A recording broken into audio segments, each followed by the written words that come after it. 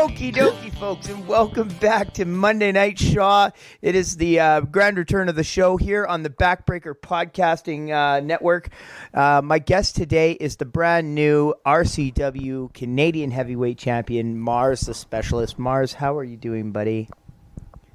I'm doing good today, man. How about you? I'm doing pretty decent. Not bad. You had a killer match last night. Like, we're recording this on the 24th of April. It's a Sunday, and last night we had a big show in Edmonton. I know you wrestled T.Y. Jackson, and I was involved in a 8-man tag team match. It was me and Tony Machete and Sid Greed and Tyler Knox against Viking Lord Vince Austin, Giant Orion, Azrael, and Matt Hart. So I had a ton of fun. How about you? How was your match last night? I had a ton of fun as well. I love working with Ty. He's really talented. He's phenomenal. I love him so much. Me and him, we're very similar in that we're both young. We both just attach to this super fast, and I don't know. It's just so much fun working with him. I'm envious. I'm not super young. I wish I was. But I still had a good time last night. I saw the moonsault, man. Yeah. Oh, you saw that? Yeah. Oh, okay. Yeah. No, that was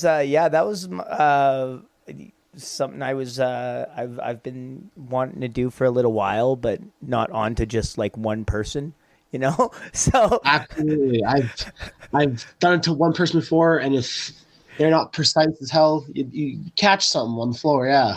Yeah. I mean, I would consider doing it onto one person if that one person was somebody I'm assuming the person you're talking about is Metal.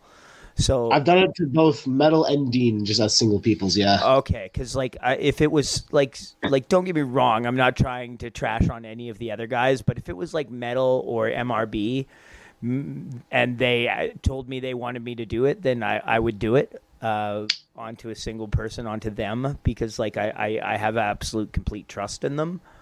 But when it's just a bunch of guys who you're like, oh, it might go well. Well, then maybe I don't want to backflip off the ropes to the floor, Yeah, the bigger the target, the better. Someone like Metal, who's a big guy who can catch you, it's good. Yeah. And I mean, I will say this, it wasn't a pain-free experience. Me and Viking Lord Vince Austin, our skulls collided, literally bonked heads on the way down, and he thought I had kicked him in the head. And I was like, no, I didn't kick you in the head. That was because I felt it too. My head collided with your head, and it was a bit rough. But at the end of the day, we'll live, and we got a cool video to share on Facebook or whatever. So I'm happy with it. I mean, I'm sure that you and Ty probably tore the house down. I didn't get a chance to see it. Yeah, it was a lot of fun. I a quick little match, nothing too insane. It was fun. Yeah. The only time I've ever been in an actual match against TY was I guess it was the same time I was in a match against you, was the Battle Royal we did. Which I don't really count those, because it's not like we actually have any kind of a chance to really work together other than, we do one or two little things. I think you headbutted me, and that's about it. Yeah, but I do. Ty and I both train at Top Talent Wrestling Academy, and me and him have had some training sessions together where we go through spots together and whatnot, and come up with some creative stuff. And he's one of my favorite people to do that sort of thing with. So yes, him learning from Metal makes it so he's super creative as well, because Metal. He's probably, him and Mike have been the two most creative guys I've been in the ring with. Yeah, and they're very daring too. Yes.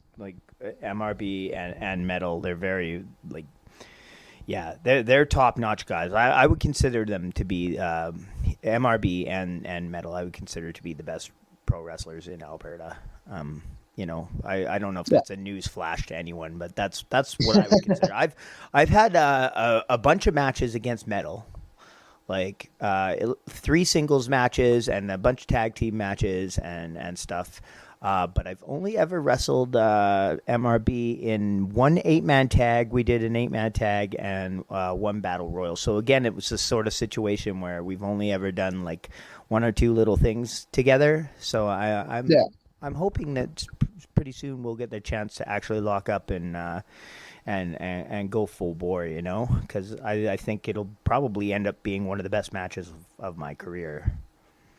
Absolutely. Mike brings out the best in anyone, I think. Yeah, 100%. And I was hoping that, I know last week I was advertised for a match in Calgary. It was going to be me and Danny Mayhem against MRB and Stephen Crow. And I've wrestled Stephen Crow. Right. He's also really talented. But unfortunately, I wasn't feeling well. I was feeling sick, and I didn't want to. The last thing I want to do is make MRB sick, you know? So yes, absolutely. Yeah, so I ended up playing on the better side of valor there and just staying home while I was ill. But hey, hopefully the match gets rebooked and we get to go again at some point. Man, it sucks to say this, but you being sick helped me out, because then I ended up working Crow that night, and that was one of my favorite matches I've had so far in my career. Oh, I agree with you. Stephen Crow is I don't think he's underrated because people have really noticed how good he is. But like I had my 100th match was against him, and it was also like the first match I had where it was a one-on-one match where it was okay. I was wrestling a guy that had less matches than me, right? And I'm not trying to say I'm more talented than him, but like in that situation, it was kind of on me to lead what was going on, right? So and the fact that it all went so as well as it did, like really made me happy. Like even Johnny Devine was at that show, and he watched our match, and I didn't ask him to or anything, but he mentioned that he did, and he gave me props for our match. So I really appreciated it. You know, there was a couple of little things he said we could have done better, but I mean it was like minor stuff, you know. So it was It made me really, really happy, and I can't wait to get in the ring with Steven or MRB again, because like those guys are like super, super talented. Another person I've been hoping to get in the ring with very soon is yourself. I mean, you've been coming along like so quickly and so fast. Like, when did you actually have your first match? My first match. It was like this little small thing for Heart Legacy back like in August of last year. Oh, okay. It was how did that go? Yeah, it was all right, but it was like while I was still training, so like it was kind of like, so the show itself kind of like fell apart just because of COVID and everything. Was this the one where like Sweet Daddy Soul refereed a midget match? No, it was not. I did not know about that. Okay, it wasn't the one with Ken Shamrock on the show? No. The big name advertised was Chris Masters, but because of COVID, he couldn't show up. Okay. So they got a bunch of the students from Workhorse to like help out and like be a part of the show. So my first like official match ever was like me and one of the other students just in like a random match, just like filled the card essentially. Like I don't want to talk ill of anyone, but like Heart Legacy doesn't have like the greatest reputation. At least within the RCW like locker room. I've heard that afterwards. Yes. Yeah. If you talk to Squig came on here and he completely buried them on Monday Night Shaw like publicly, and I was like, okay, do whatever you want to do. I legitimately have never even met Stacey Angel or whatnot, but yeah, I don't know. Like Heart Legacy Wrestling, just I don't know. Like I say, I don't want to bury them, but I haven't heard good things about their shows, and they're the one show where they didn't have any referees booked, and that was just like bizarre. I've heard that story before. But from my experience, she was nice to me, so I can't really say anything. Well, I'm happy to hear that. Like, it's probably not a good idea for you to come on here and start just throwing out burials anyway. That's no. It's not usually an effective way to do it. And I'm like I say, I'm not trying to bury them either. I think that's the third time I've said that. So if Heart Legacy Wrestling wants to book me, I mean, I'm down to get paid. You know. Anyway, so you who did you compete against in your first match at Heart Legacy? Again, it was another student. His name is Travis. He's wrestled a few RCW matches. Travis Mercer, but not too many. Like, it was just like a random, like, just fill out the card, we need people match. Okay. And then Travis a few weeks Mercer. later, Is that his wrestling name? Yeah. Oh. Travis Mercer, yeah. He's only done like 2 matches for RCW. Oh, okay. Yeah. In Calgary. No, I hate to say it, but I don't have any idea who that is.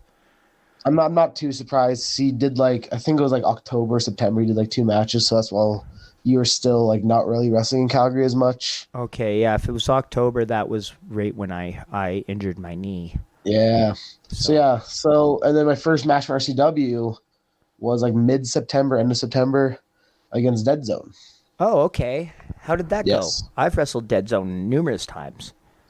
It was, I still never forget being so surprised when I walked upstairs and figured out who Deadzone was behind the mask. I'm not going to say anything of who it was. Okay. But you can probably understand my surprise. Yep. But it was a good match. It was fun. It was a good first actual experience of a match. One of the things I know about Deadzone is that he's not too keen on planning a lot of things. No. I know that one of the times I wrestled him, I walked up to him at the back, and I mean, I'm not trying to kill the magic here, but everybody knows professional wrestling is a show. So you know, you do talk to your opponents and go over things in the back. It's just the reality of the situation. I walked up to him one time and it was, so what do you want to go and do out there tonight, bud? And he was like, you know how to wrestle, I'll see you out there. I was like, what? Okay. You know, and then, yeah, we just went off pure like improv skills, and it really helped me, I think, to kind of learn how to wrestle. Cause like I had a couple of matches with him like that, and you just have to like, you know, you have to learn to survive, and you have to learn to take your, like, there was points where it was like, okay, if I don't do something to him, I'm not getting any offense in this match, so I'm going to have to man up and fight back, you know? Yeah, it's all about just trusting your instincts, knowing what will look good in the show. Like, it helped. I've had a few matches like in practice against Chris Knight, my trainer, where he just calls it for you on the fly and just like helps you learn to trust your instincts. Yeah. But doing it in front of a crowd is so much different. So like for a first experience of like a real match, it was really nice to just call it on the fly, honestly. Like, we had the finish plan, that's about it. Yeah, like that baffles me that you were like, that's your second match of all time, right? Yeah. Yeah, that's that. Like, I would have been completely like flabbergasted. Like I the first time I ever went to the ring and just did a match on the fly like that, it was actually against Squig. And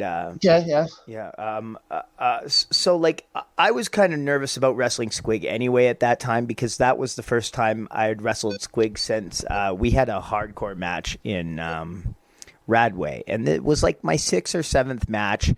And I you know, everybody knows I ended up getting smashed with a chair, right? And so there was a little bit of hostility there for a little while. We all worked through it, and then I came back, and then this was like my first match against him since that, and it was just like, yeah, we're just gonna go out there and do it on the fly. I was like, oh, okay. And we did, but honestly, that one where me and Squig wrestled like on the fly was one of my favorite matches. And don't get me wrong, it's the Canadian Goose wrestling against Steven Styles. It's definitely not Benoit, Kurt Angle type classic. Yeah, I got you. So like technically it was not very good, but I just was like, okay, I'm going to go full bore and just work comedy, because he wanted me to be the bad guy too, which at that point was like, now I'm like a full heel now, but at that point I was a full baby face. And so for us to just do this one-off show, it was outdoor at a tattoo parlor. And so like I started pretending I was like Rick Rude and swiveling my hips, and I pulled my straps down and took off my shirt, and he started working over my like man boobs and stuff, and that was the whole story of the match. And like I turned to the referee and I was like, Charles, don't you let him get the breast of me. I mean the best of me, like stuff like that. And he'd grab me and put me in a chin lock on the ground, and then he'd grab my my gave me the like titty twister or whatever, and I'd be like, my boobs. Like it was just ridiculous stuff, but like it was very entertaining. Everybody there like enjoyed themselves watching it. I mean, like I say, there was no crazy like German suplexes or moonsaults or anything like that, but it was fun to watch, and we actually earned some like I'll say this, like we made some like lifelong RCW fans. You know, Monty. Yes, and he has his two little girls and stuff. That was the first RCW show he was at, and he came to that show, and his little girls became like lifelong, like they're my biggest fans, and like there was one point where, Squig was. You know, we were talking trash back and forth, and Monty was saying something. He was chirping off from the crowd, and Squig said something, and I was like, "Oh yeah, this guy probably doesn't even take good care of his kids." And Squig was like, "Are you saying he's a deadbeat dad or something?" And you know, the first rule of improv is don't say no. So it's like, yeah, that's exactly what I'm saying, you know. But Monty just kept coming to all the shows, and now he's like one of my favorite fans at all the shows. Like sometimes you do need those comedy matches on the card, though. Like, I've had a few myself, like Rich, that's just based around my Marz bars. Oh, that's just fantastic. And you need those sometimes, especially if like you can look at a card and tell, okay, we need a comedy match here, and we can do that. Like it's good to go out there and have fun sometimes, because not everyone can see like 5-star spot fest matches over and over again because they get tired of it. 100%. And like I say, this was just like for the grand opening of a tattoo show. I think there was maybe 5-6 matches that night or that day, because it was in the middle of a day in the parking lot of their tattoo parlor. And so me and Squig even did that match, and then they did like a wet T-shirt contest, and they like the people that were putting it on came to me and said, "Hey, will you come in and be part of the wet T-shirt contest?" And I was like, yeah, fuck yeah, why not? You know? Like, sure, I'll go out there and embarrass myself, but then I got a free tattoo out of it. So, like, that's probably the most of money I've ever been paid to wrestle. Considering, like, you know, it costs you like $100 an hour for a tattoo, and they spent 2 hours tattooing me. So, goddamn, yeah, it was a good time. Anyway, we're not here to talk about me. We're here to talk about you. You did mention that you train out of Workhorse Fitness with Chris Knight, the Aussie legend. Yes, yes sir. Are you still training there? I still train there, yes. I still go there, like, however much I can a week. Usually it's like 2 or 3 times a week. And roll around for a bit, yeah. Is Chris Knight still the head trainer? Yes. Him, Raj, and Mo are the guys who, like, are there most times for training. Oh, okay. Awesome. I know that when the place, like, first opened up, I went down there for some like a training session, and it ended up being, it was me, Danny Mayhem, and Jordan Aries, and then the trainer was the Beast Ali, and that was it was a little rough. The Beast Ali was he was not the friendliest guy, so I don't know. He can be very I don't want to say serious, but like he's larger than life. He's very large in life. Yeah. I mean, we don't need to really get into the whole situation, but I know that there was a lot of heat on him for a little while. Is he still involved in that? He owns it, yes. Oh, okay, awesome. So let's just move on. I know Mo is fantastic, and I know Mo's that great, Raj is actually he's got some. He's been wrestling in TNA lately. Has he got you any inroads to possibly wrestle in TNA? I mean, who knows? I have not talked to him about it yet. obviously I want to eventually, but like I have not thought about it yet because I want to get to that level where I can think about being on TV. Fair enough. Fair enough. Yeah. So But far, you've only been wrestling for RCW. Did you do any dates for CWE? I've done CWE. I've done RCW. I've done PPW. Oh, you did PPW in Lethbridge? Yes. Yes. Oh, solid. How did that go? Both times I've been there twice so far, and both times have just been so much fun.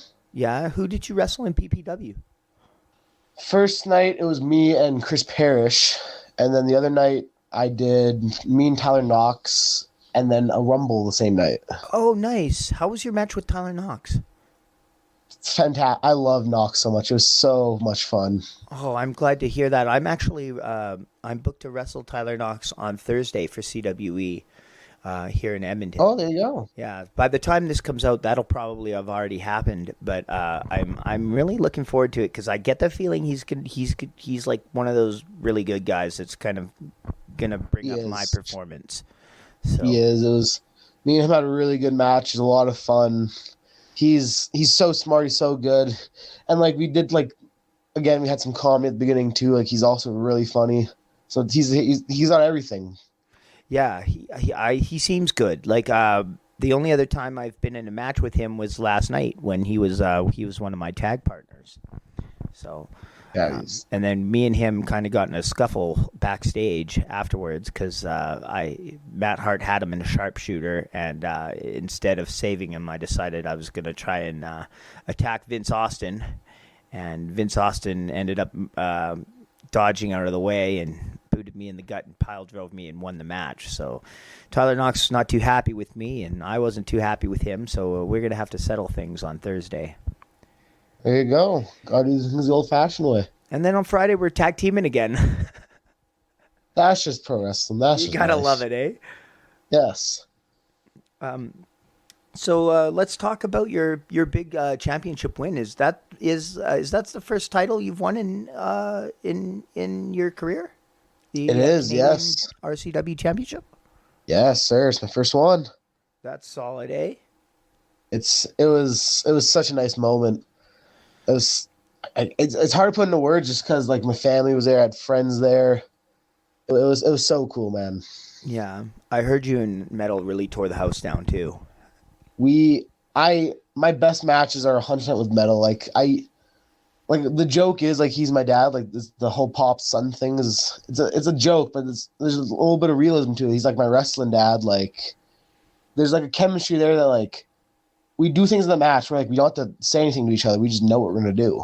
Oh, that's cool. I mean, I will also say that the best matches I've had are as far as singles matches are the ones I've had with Metal. But it's not because I have like some sort of like I can read his mind or anything. Maybe he can read my mind. But, yeah, no, but I definitely the best matches of my career have been against Metal just because he's so skilled, He is, and you're out there. He knows his stuff, and he's absolutely he's a beast too. It was insane. We went out there. It was about like an hour long. It was the same day as Love Wrestling, so we were kind of afraid about like crowd size and whatnot. Okay. But, like the crowd that was there was raucous. It was such a good match, such a good night. Like that moment of me winning the title, like I'll never forget the video that TJ took, and it was just like everyone was losing their mind. Just people were sitting on tables. It was insane.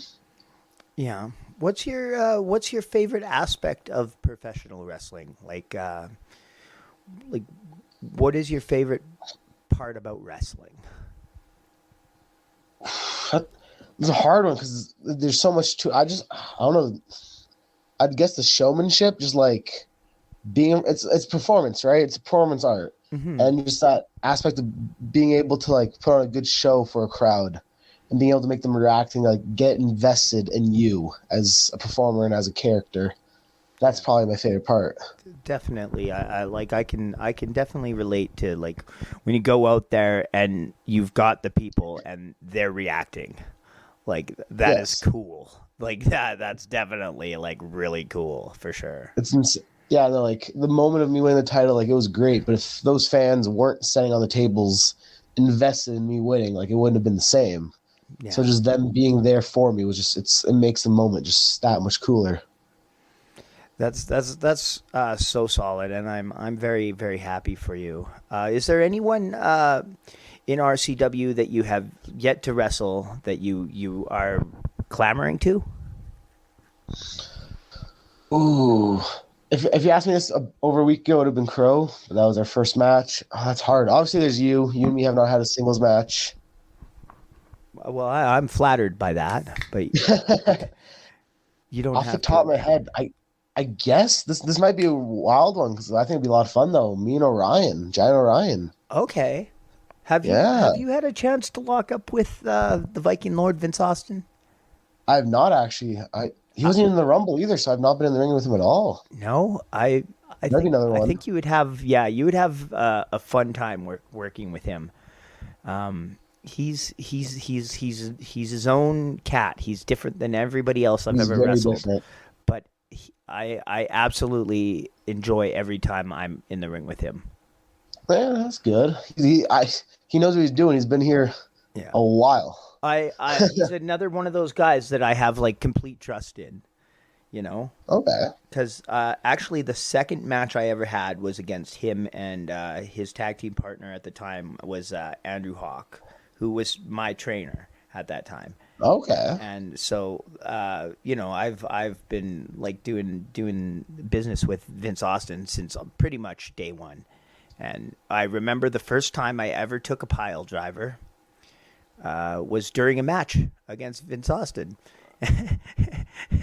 Which, you'd think, okay, pile driver is like a big, really like quite dangerous maneuver. You probably want to practice that one in training a few times and stuff. But I was like, he was like, yeah, then I'll give you the pile driver. And I was like, yeah, okay, Vince. I just go up like this, right? And he was like, yeah, that's about it. And I was like, okay, cool. Like, he's been doing it for 30 years. He knows he's got you. He's protect you. Yes, absolutely. 100%. So he's one of my favorite people.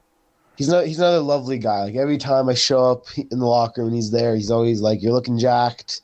Shakes my hand, gives me a big old hug. He's another nice guy. Like honestly, he seems very, very out there when he's in front of the people, but he's one of the nicest guys on a personal level. Yeah, for sure. I'm trying to think of some other people that I would like to see you wrestle against. I've never wrestled one-on-one. I've never wrestled Colton Kelly, actually. Now I think about it and going through the list in my head. Yeah, he's good. He's fantastic. I had a great match with him. I love Colton. He's great. Yeah, it was a lot of fun, and like he was so like willing to do whatever, like and like that's a situation he didn't have to be willing to do anything for me because like he's got significantly more experience than me, and he could have just gone out there and jobbed me out if he wanted to, but that's not what he was about. So that's one of the things I love about him. I love that about his brother too, Sidney Thompson. And yes, Sid, he's another. I also have very very fond feelings towards Tex Gaines, who I don't know. Did you get a chance to meet Tex at the show on Sunday? I did. I met him a few times now. Solid. What do you think about Tex? He's a good guy. Like the whole family, they're all very out there, but they're all good people at the core. Right on. I was gonna ask too. Who are some of like your main influences in wrestling? Like when you're watching wrestling and looking for like new things that you can do in the ring, or just like looking to like for I don't know an attitude on how to carry yourself. Like who are some guys that you have fond feelings or admire or would like to take things from? Yeah. So my favorite of all time is Edge, the Radar Superstar. There's something about him that's larger than life that made me like just attract him, and I've studied his entire career, so I've taken a lot from him. But like in ring wise, I think the two guys I've definitely taken the most from are Bryan Danielson and Kurt Angle. Okay, those are not bad picks. If you've watched me in the ring, like I'm a smaller guy, so like Brian has definitely been the biggest influence on me in ring wise, in ring work. Like I take so much from him. Like just not just like moves and like how to do the moves, just like personality wise. Like I have the long hair and beard. Like it's not hard to like compare us, I feel. That's fair. I think that you also have like a very Kurt Angle-esque like moonsault. I think Kurt Angle has a very underrated moonsault. I think he's the best one, 100%. Yeah, his moonsault is so good. Yeah, the Germans, the singlet, the moonsault, like a lot come from Angle as well. I've learned. I actually was learning how to do German suplexes in training this week. So I mean, I've learned them before, but I'd never done one in a match or anything, and then I did a little bit of a refresher there. So I'm hoping I get to bust one of those out pretty soon. Okay. Yeah, Germans, they're usually my go-to move. I just like to throw people around. It's great. It's good. It's good fun. Yeah, for sure. I also like, I can agree with you on the Daniel Bryan thing. Cause like, I mean, it might be a stretch, but like when I was a babyface, I definitely did take some stuff from like Daniel Bryan. Like the whole like honk, honk, honk thing is just my version of the yes, yes, yes. Like that's fair, actually. Yeah. And so like, I absolutely do. I adore Daniel Bryan. He's, in my opinion, he's the best wrestler in the world right now. That might be controversial, but that's my opinion. I think he's so smart. His timing's great. His facials, just everything about him. He's the man, in my opinion. Are you I know that some people are like staunchly on one side or the other, but are you like an AEW guy or a WWE? I'm a wrestling fan. I watch everything. I'm right there with you. Like I just like good wrestling. So if I hear the WWE is doing a killer show, like I'm watching. You know, WrestleMania. I'm not missing WrestleMania. No. Literally illegal. Yes. Yeah. Like, I mean, this year we had a show on the same night as WrestleMania. Yeah. That was rough. It was interesting. It was like I was worried that nobody else was gonna, like, no fans were gonna show up. You know, it was still a good crowd. I remember that. I remember we had like the live stream in the basement. My match happened right as Kevin Owens was making his entrance. I'm like, I'm gonna miss Stone Cold segment. And I was so sad.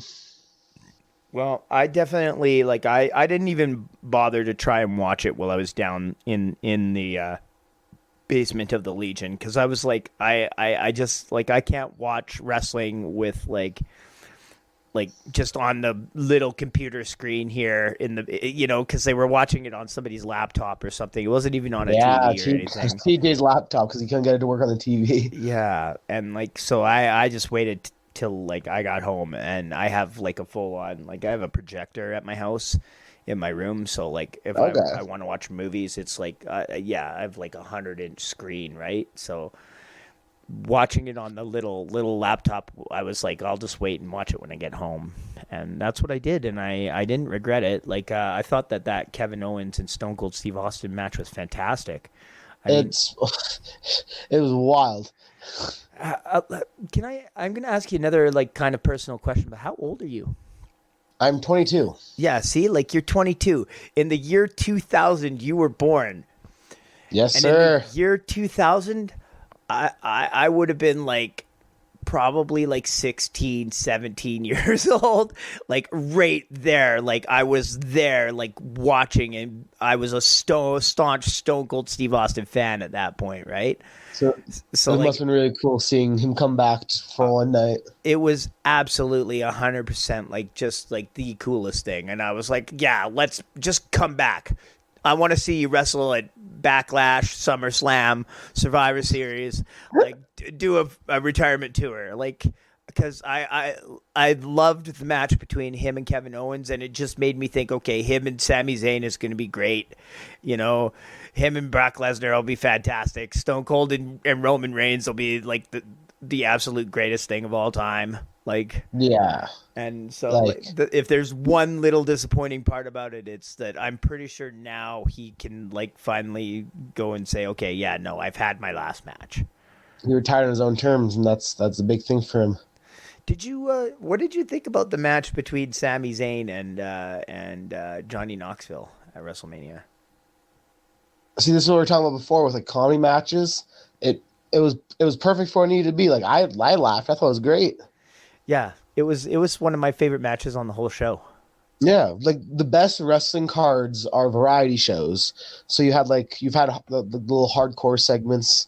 You had the comedy matches. You had like the really good matches that are like big storytelling ones, like Bianca and Becky, and then just like good all around wrestling and Cody and Seth. So like having Sami Zayn and Knoxville there, like just brought people there for the comedy. It was great. I think that I'm pretty sure it's my favorite match featuring like just like a celebrity. You know, I thought Bad Bunny did a great job last year. I thought Logan Paul did a good job this year. But the whole Johnny Knoxville thing, I just found just so much more entertaining. You know, like the entertainment value was through the roof on that match. Like, 100%. He's done movies, so he knows how to entertain, and he just knew how to work a crowd, even though he's never been in front of like a wrestling crowd like that besides like the Rumble.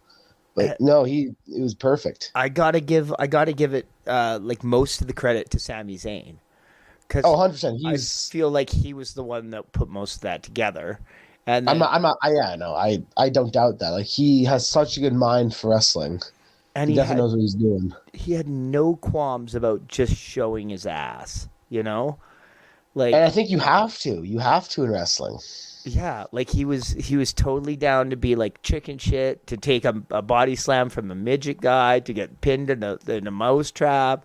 You know, he made himself look like a complete idiot at times.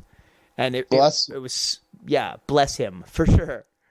That's where some of the best wrestling comes from, just being able to look like an idiot. Like Kurt Angle throughout his whole career, so he looked like an idiot. Stone Cold, when he went haywire after the WrestleMania 17 to heel turn, he made himself look like an idiot at times too. Like you have to be willing to look stupid to entertain the people. Yeah. Oh, I remember so vividly when Stone Cold Steve Austin and Kurt Angle were like vying for Vince McMahon's affection. And Stone Cold Steve Austin bought them all cowboy hats, and he got a little dinky one for Kurt Angle. Yeah, he sang "Kumbaya." Yeah. Stone Cold, like he's so underrated as a comedian, but he just knew how to look stupid, even though he's the coolest guy in the world. Yeah, for sure. I don't, like. Is that how your match with Rich King went? Yeah, like Rich is another guy who has such good comedy chops. Like he stuck a Mars bar down his trunks, and then like afterwards we opened it and then I fed it to him, and he just like he knew how to look stupid and entertain the people who were there. And I give him total props for doing that, because of everybody on the RCW roster, like Rich King is one of the most like well put together guys. Like he looks like a total like legitimate like athlete guy, you know what I mean? Yeah. So for him to be the one that's like, yeah, I'm just gonna do the goofiest nonsense, it's great. It warms my heart. I make jokes every week when I go to the Edmonton shows. I'm like, I have to find ways to get into Rich King's videos. But it's just because his videos, they're just like, I watch them every week. They're just so funny. He asked me to be in one a couple of weeks ago, and I was so stoked. Evil honking, yes. Yeah, and then like I loved it because they started speaking Carney and stuff, and they told me they just wanted me to honk at them. And then I was like, okay, I just was like, it'll be funnier if I honk in Carney. So it was like, his honk, his honk, his honk. Yeah, it was so good. And I just, the running gag in the videos is I just show up for no reason. Like the joke is like, I don't want to be there, but I'm always there for some reason. And it's great. And then I love their dynamic with Ben, the ref, as well.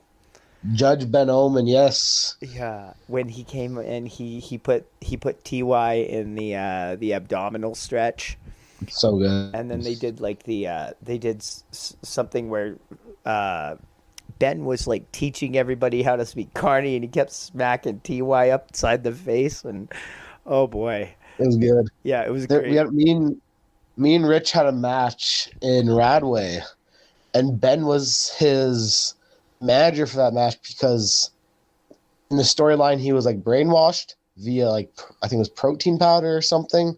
I don't know, but yeah, and Ben was out there just trying to beat me up as Rich's manager. He had pepper water and everything. That's solid, man. That's incredible. Like, that's another part of what I love about wrestling is how creative you get to be. You Oh, know? 100%. I think it's the most creative outlet. A lot of like us, I don't want to say like actors, but like us performers can have because we have all control over our characters. Did you do any kind of like theater or anything while you were in high school? I did like some drama work in like junior high and like some, I think maybe a play or two in high school, but like nothing like I didn't ever take like a drama class or anything. No. Oh, okay.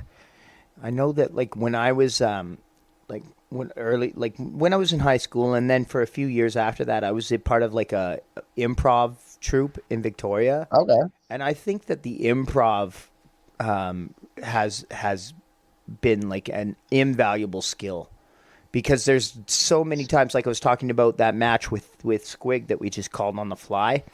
Like all I did was I was like, okay, well, I'm just gonna do improv here because that's what we're called for. Except every once in a while we'll hit each other or whatever. Yeah. Like Well, that's when Chris Jericho came back in '08. That was one thing he talked about. Like was big for him was he took improv classes while he was off, and like you can tell because his in ring like promos and everything just got so much better in my opinion when he came back in '08.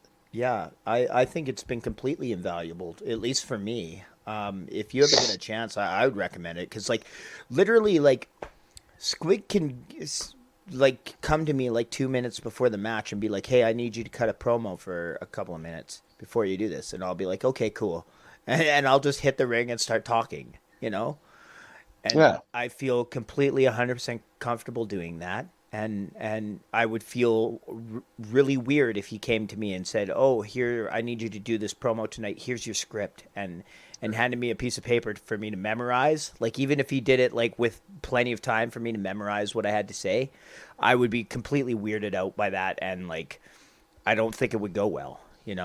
I would That's probably fair, yeah. I would probably read it over, kind of try and decipher what he needs me to say, and then put it into my own words. You know what I mean? That's very fair. Yeah, I'm good with scripts. Like every time I've been given a script for like some sort of show or whatever, I've been okay with those. But I'd much rather prefer Has like that bullet happened to you? points. Not for wrestling, just for like plays and stuff Oh, like okay. that. I was gonna say Yeah. I'm super shocked that No, Squig just gave you a like script. plays during like my life. Yeah, but like when I'm in the ring and I'm allowed to cut a promo, I just like we had one a few weeks ago where it was actually the night that you missed where I wrestled Crow, where it was an open challenge and we needed to find an opponent for me. I was able to cut like a little promo before Mike and Steve came out, and that was a lot of fun just because I find promos in front of a crowd to be so much easier than promos on your phone just at home because the energy in the building just helps so much. Yeah, I like both. I do like doing them at home too, but when I'm doing it at home, I've actually been getting like a lot of compliments on my promos lately.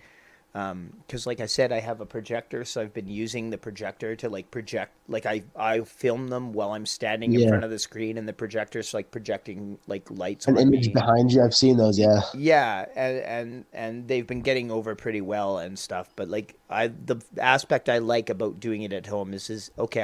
I can film it like 7 or 8 times if I want to, and usually the reason I would film it more than once would be because I think it's going too long. Because that's okay.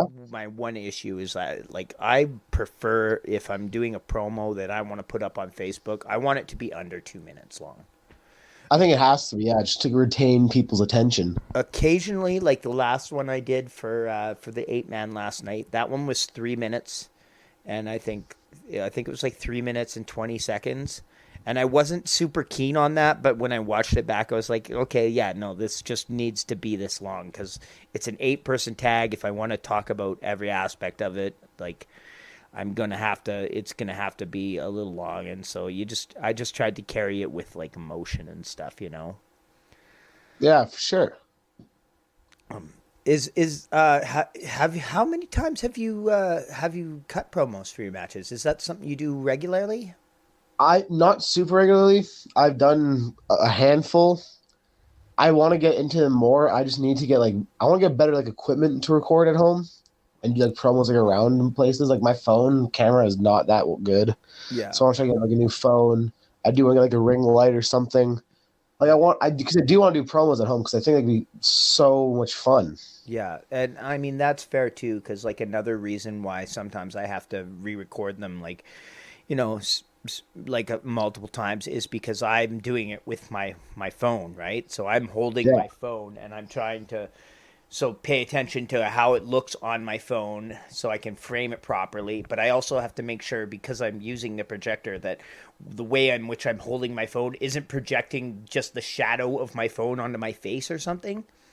Yeah. Or ideally I don't want the shadow from my phone showing up at all in the promo because I think that you're just gonna watch it and be like, oh, he's clearly filming this with his phone, you know, and it takes away a bit. It looks podunk, so yeah, my little promo area in my room is literally just I put a black sheet on the wall, and then I just put my phone on a lamp, and then I just record my promo. Yeah, and I mean I used to do I have some large posters that somebody gave me that are just pictures of me. So I used to do them in front of that, or I'd go out in the garage and I'd do them there. But it always looks like you're just standing in front of a wall. And I don't know. I think that looks it's fine, depending on who you are or whatever. But it's also if you can add a little bit of pizzazz and flash to it, then why not, you know? Oh yeah, absolutely. I think what made me want to do my promos better was I cut a promo for my match against Metal, and he cut a promo back, and he cuts his promos at Top Talent. Yeah, his promos are so good. Yeah, so if you compare my promo to his, I'm like, wow, I need to step up my game because he has his own building with actual editing quality and all this stuff. I'm like, wow, I just did a phone promo. It's not comparable. Yeah, I actually the projector that I have, and I'm not trying to brag about the fact I have a projector. Anyone can get one. You can buy them on Amazon or whatever. But the projector I have now is actually my second or third one. The first one, I had to send it back, and then I got a new one. And then the second one, I had it for a while, and it worked for a long time really well. But then I thought it's I turned it on one day, and it was making a weird noise. But I was like, okay, well, you know what? I can't send it back now because it's been too long. So I took it down to Top Talent and I gave it to Metal because I was like, okay, well, if there's wrestling going on and stuff, you're not going to hear that, oh, the projector's humming kind of loud, you know? So I said, I warned them. I said it was making a funny noise and, it may, I don't know, blow up or something, but you can have it because there's nothing I can do with it. And I even gave him I said, you could stand and project the image onto you while you're doing one of your crazy promos or whatever. And I don't know if he ever actually ended up doing that, but once I realized, okay, well, I now have my own projector, I'm going to do that. So. Yeah, I think it's been cool, but I love his promos. The one where there was one where he had all these hanging crosses and stuff, and whatnot. Yeah. He must spend hours just setting that up, And then even the ones where he's standing in front of the board and it has all the guys' names written on it, like a hit list of dudes and stuff. Yeah, no, I went to Top Talent the train the other day and. I went into his, I guess it's an office, but mostly it's just promo room and it just says heal me everywhere. And I was like, how long did this take? And he's like, you don't want to know. So yeah, no, he put work into those. I go to Top Talent like I don't know, like 3 days a week usually, and I don't think I've ever gone into his promo room. I didn't know he had a promo room. It must be Yeah, upstairs, eh? yeah. Okay, yeah. Last time I went into that room upstairs, it was just because it was me and Taryn and B Rat and I think Grace and maybe Danica, and we just did like we were doing a training match, a 6-man tag, and we went up there to plan the match. But I love training there. Oh, it's Absolutely. great. Yeah. I didn't know you'd gone down there to train. I wish I'd known you were going because I would have come to train with you because I would like to just come and lock up with you and chain around. I think it would be fun because I think Oh yeah, you're sure. I think you're skilled as fuck. So, like, yeah, I look forward to like the whenever we get a chance to do more than just you walk towards me and I headbutt you. Yeah, for sure. And I mean, we both use the moonsault. Yours is significantly prettier than mine, but I bet you mine kind of. I mean, I'm packing probably a little bit more weight than you are, so mine probably hurts a little tad bit more. But That, we that's a fair point. we can figure that out one day when I don't know. Maybe Squig will hear this and he'll book me to. Maybe I can officially challenge you for the belt. You know. Hey man, yeah, I'll do an open challenge I'll do another open challenge one day, and then You you can already answer if you you want. already slayed the crow. Now you need to Slay the goose. yeah. You're just the guy that does open challenges that are accepted by bird wrestlers all the time. Kill two birds with one stone. You know what I'm saying? Yeah. Don't tell Crow I said that though. He doesn't like it when I mention because I even said to him earlier on. I was like, oh, we should be a tag team and we'll be like the Birds of Prey. And he's like, he doesn't want to lean into that bird thing at all. Birds of prey. Oh my god, it's good. But that's okay because I'm pretty stoked and happy that I get to be teamed up with Sid Greed and Machete now. I Yeah, really that's a really good group you guys are doing right now. I like I like both of those guys and I think they're underrated. Oh, 100%. Like Sid is one of the most creative guys I've ever met, but only in terms of he really wants to just like find ways to try to kill himself. I swear to God. oh yeah, he doesn't give a like excuse my language. He doesn't give a fuck. Like he just wants to make everybody look as cool as they possibly can. Like I remember Yeah. when we were because the first time I ever won like a singles match, like where I got my first ever singles match win, which it wasn't a singles match, but it was my first ever win as like, oh, I won this match and I'm not like somebody. It's not like my tag team partner pinned somebody. It was the clandestine society, and I won the clusterfuck. Okay. And before that, me and Sid were going over things that we could do, and like we just literally had a day where it was just me and him down at the Force Training Center, and we just started to try to come up with stuff. And eventually, I came up with this wacky move that I don't do in a lot of people because one of the nice things I love about wrestling with Sid is that he's very light.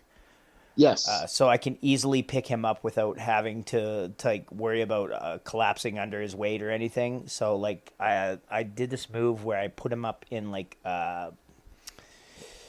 kind of like a torture rack sort of Samoan drop type thing, and then I just fall forward until like the absolute moment where I'm not going to be able to save this, and then you spin and you drop him like it's like this like snap angle slam thing, and Okay. yeah, it was he we just like literally just made it up one day at the training center there, and I've done it to him, and he's. I think I did it to Teve in training a couple of times too, but it's not something I bust out in actual matches, just because like I really don't want to hurt anyone, you know. That's very fair. So I feel like you know doing moves that require me to lift somebody. If I'm going to do something like that, I want to make sure that I have them and I can put them down safely and stuff. And with him, I know I absolutely can. But I also I know that he's going to be like, oh, why don't you try this on me? And then, okay, sure, So yeah, no. The amount of times he's come up to me before a show and is like, "What do you think about this?" And he just comes up with this most out there move that ends up with someone getting absolutely taking the worst bump in the world. And I'm like, wow, he's insane. I love it though. He's great. Yeah. There's not too many things that I've ever suggested to him where he's been like, no, I don't think that's a good idea. He'll take anything. He's literally like Spike Dudley. That's the best way I can compare him to. The last time, and I'm not trying to disparage Sid at all, but I did suggest on last night. I said, well, why don't you have Giant Orion boot you in the gut and give you the razor's edge over the top rope to the floor onto all of us while we're standing out there fighting or whatever. And he was like, no, because last time I had Giant Orion chokeslam me over the top rope, and Kyle, you were the only person that got under me. Everybody else was I do remember that. I thought he died. Yeah. And I mean, even I didn't catch him super well, but if he was like, you were the only person that made any effort at all to catch me, and so I don't want to take a razor's edge to the floor, which I was I totally sympathize with, because have you taken the razor's edge before? I don't believe so. No, it's rough. Yeah, it's rough. I mean, I even into the ring. I haven't taken it to the floor or anything. But I wrestled Orion 1-on-1 in a. Do you remember when we were doing the underground tapings when it was no fans?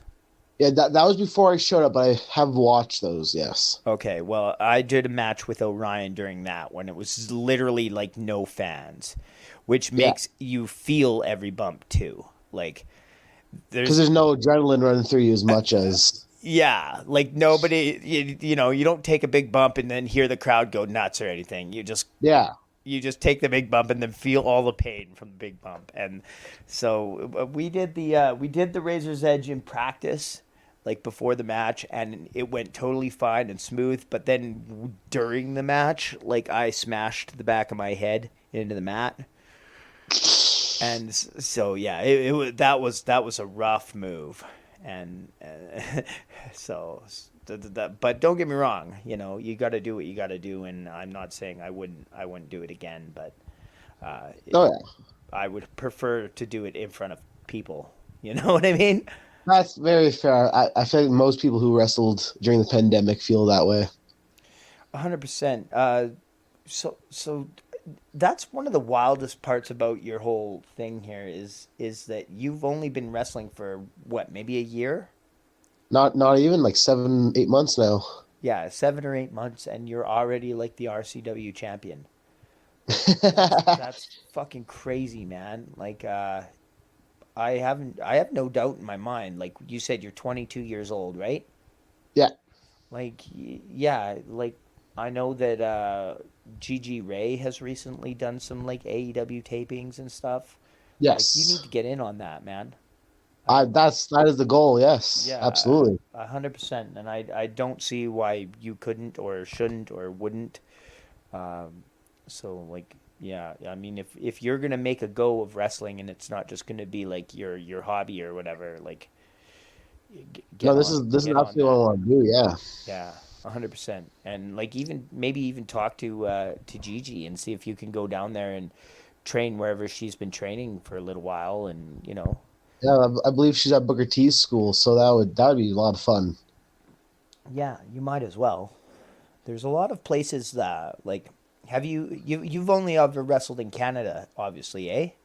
Yes. Do you have any reservations about wrestling elsewhere? I've always wanted to take the Chris Jericho route, because Chris Jericho has wrestled everywhere in the world and then came back to America and started in ECW.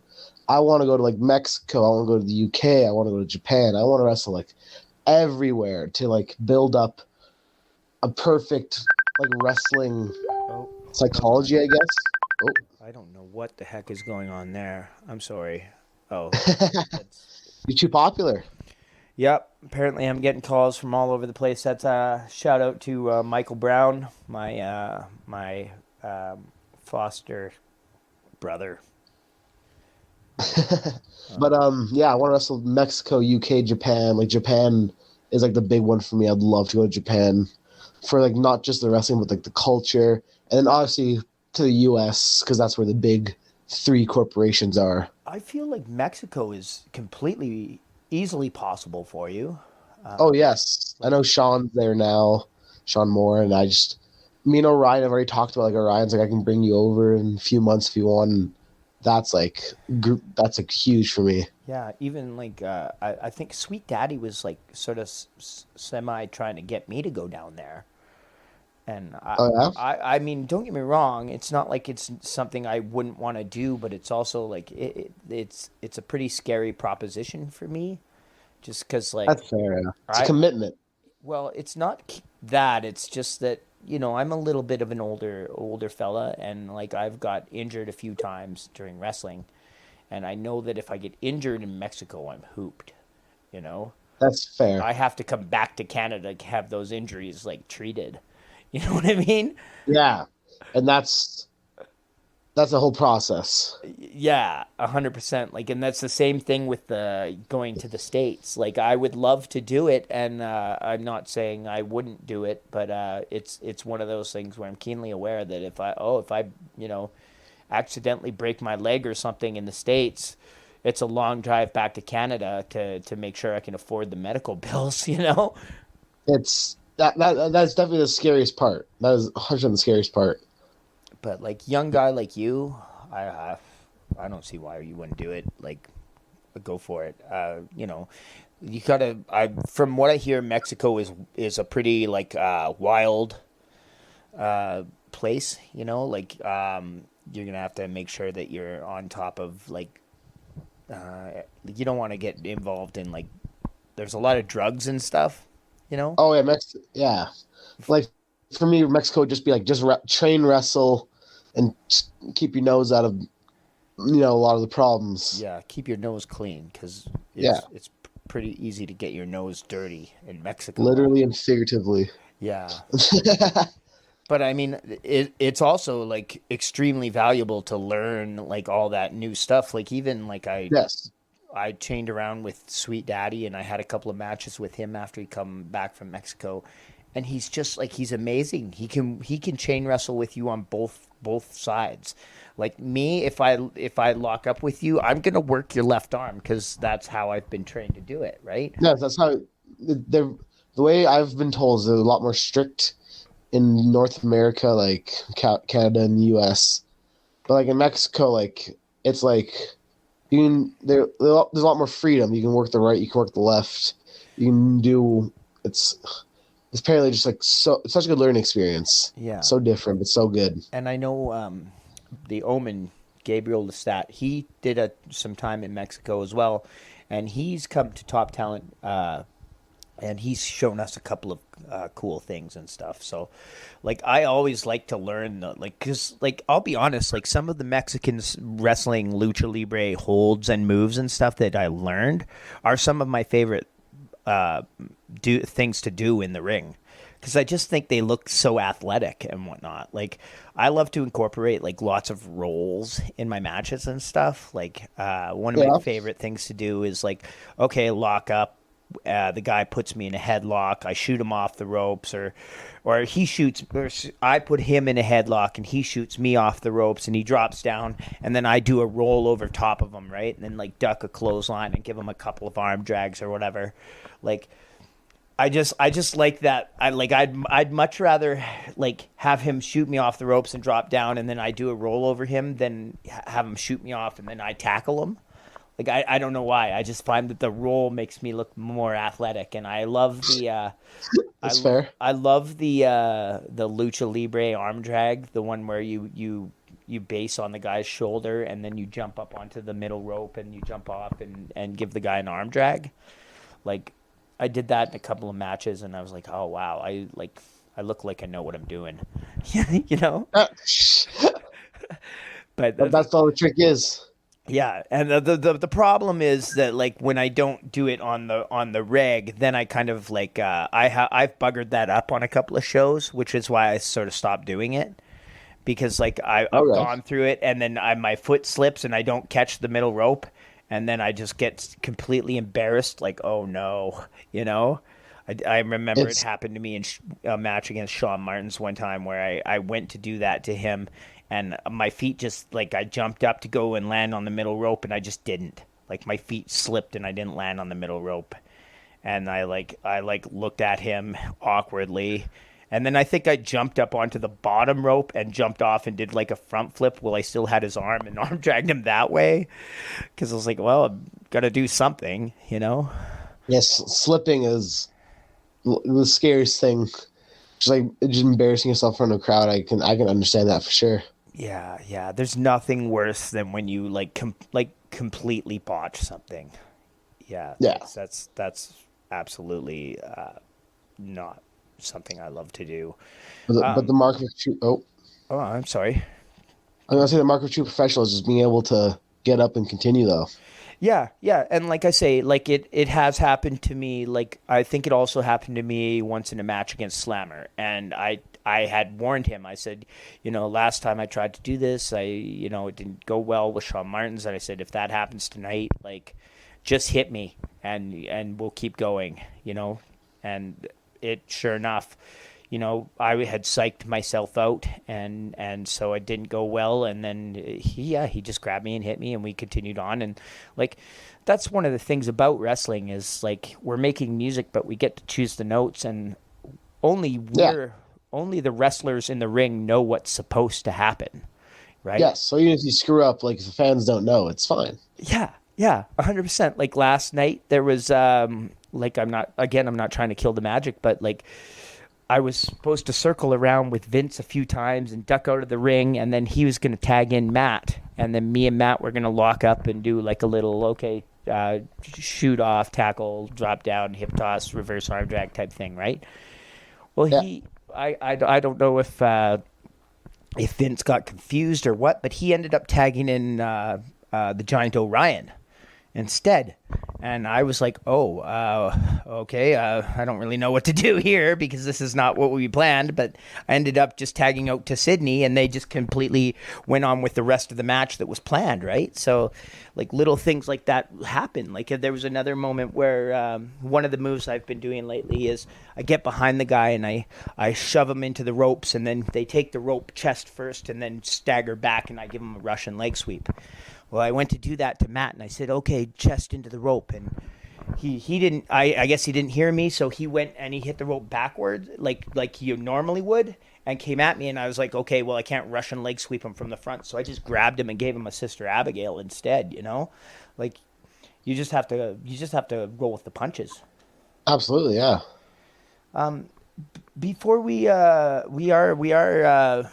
at over an hour here, so let's start to wrap this up. But is there any major goals that you do have for the foreseeable future? Any matches you really are stoked to be a part of, or that you were gonna pitch to Squig or anything like that? Foreseeable future, obviously I'm trying to get all around Canada as of right now. Just, you know, baby steps, as they say. Just work around Canada and then work my way outside whenever that comes up. But for right now, the biggest match that I think Tony and TJ are sick of me talking about it, but my biggest match want right now is I want to work Josh Alexander, the Impact World Champion. Oh, that would be solid. Yeah. That's my biggest want, yeah. Yeah, that'd be awesome. Alrighty. Well, this has been Monday Night Shaw here with Marz the Specialist, and I want to thank you, Marz, for coming on. And thank you for having me. Yeah, hopefully we'll get you on here again. Absolutely.